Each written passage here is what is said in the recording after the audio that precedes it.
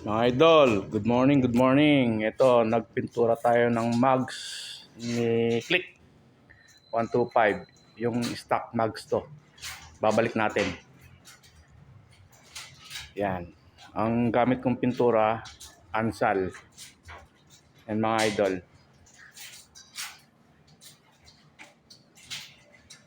Ay, hindi pa tapos. Ang kulay nito ay creamy white. Yan, gamit natin ng mini compressor. Yan. Pang DIY natin, mga idol. Stock mugs. Tapos yung gamit natin na primer, yung green. Yan, mga idol. Ganda oh. Ang linis pag compressor yung gamit natin.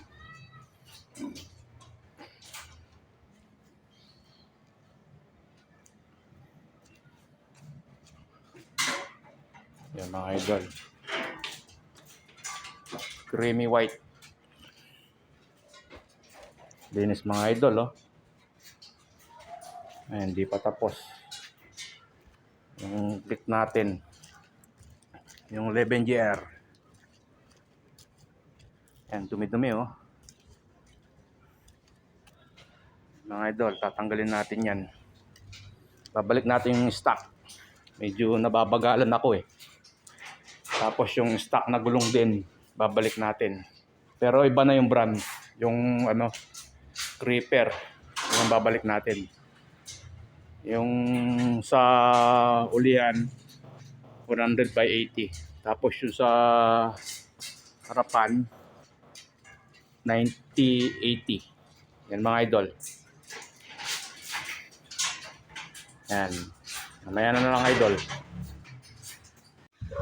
Mga idol, eto tapos na yung mugs natin. Tapos na tayo magpinta. Yan. Creamy white. Ang gamit kong pintura ay Ansal. Mabot din ng 900 pesos ang gastos. Yung dalawa na yan. Yan, mahal yung pyesa eh. Okay lang kahit mahal. Ayos naman yung pintura, matibay. Maganda sana ito mga idol, powder coating. Kaso mahal dito, mahabot ng 2,000.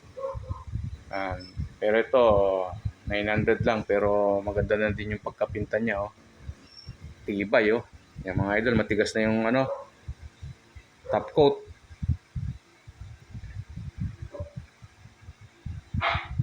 Tigas na, parang bato.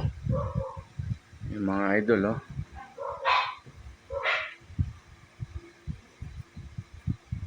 May dumi. Yan mga idol.